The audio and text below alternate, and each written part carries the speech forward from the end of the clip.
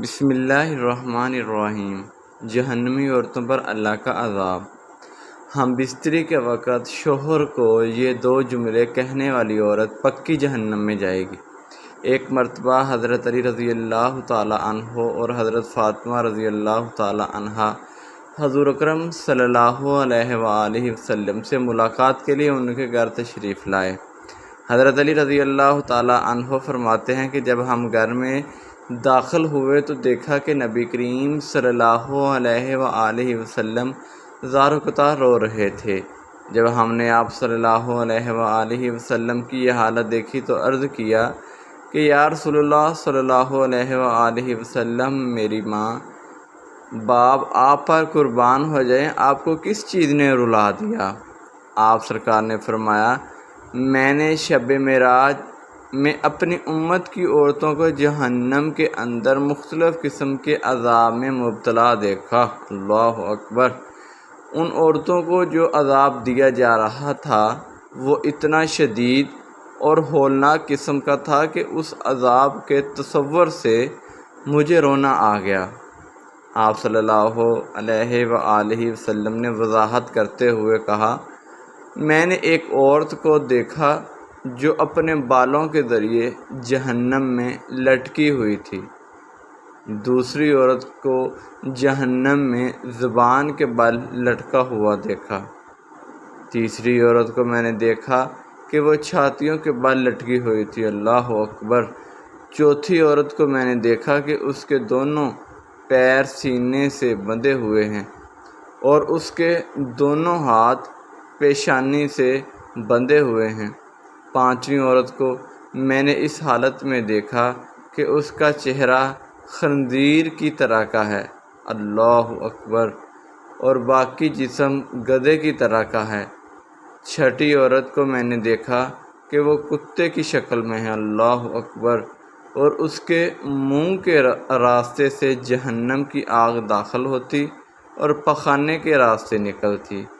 ساتویں عورت کو میں نے دیکھا کہ فرشتے دوزخ کے مقراظوں سے اس کے جسم کے حصے کاٹ رہے تھے۔ اللہ اکبر۔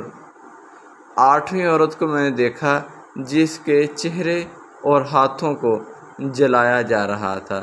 یہ سن کر حضرت فاطمہ رضی اللہ تعالی عنہا نے عرض کیا، ابا جان، ان عورتوں کے کون سے ایسے برے اعمال تھے جن کی وجہ سے ان کو آپ صلی اللہ علیہ وآلہ وسلم نے اس قدر عذاب میں مبتلا دیکھا؟ تو حضرت محمد صلی اللہ علیہ وآلہ وسلم نے فرمایا، جس عورت کو میں جہنم میں بالوں کے بل لٹکا ہوا دیکھا، اس کو یہ عذاب گھر سے باہر ننگے سر جانے کی وجہ سے ہو رہا تھا۔ یہ عورت نامحرم مردوں سے اپنے سر کے بال نہیں چھپاتی تھی۔ دوسری عورت جو زبان کے بل لٹکی ہوئی تھی، وہ عورت زبان درازی سے اپنے شوہر کو تکلیف دیتی تھی۔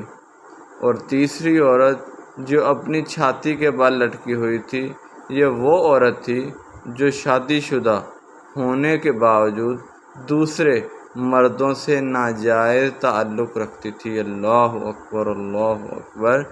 چوتھی عورت کو میں نے عذاب میں مبتلا دیکھا اس لیے کہ یہ عورت دنیا میں جنابت اور حیض سے پاک نہیں رہتی تھی۔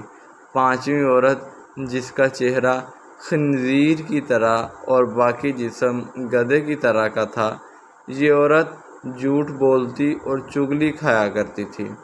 چھٹی عورت جو کہ کتے کی شکل کی تھی، اس پر عذاب اس لیے برسایا جا رہا تھا کہ وہ حسد کرتی اور جب کسی پر احسان کرتی تو جتلایا کرتی تھی۔ اللہ اللہ اللہ۔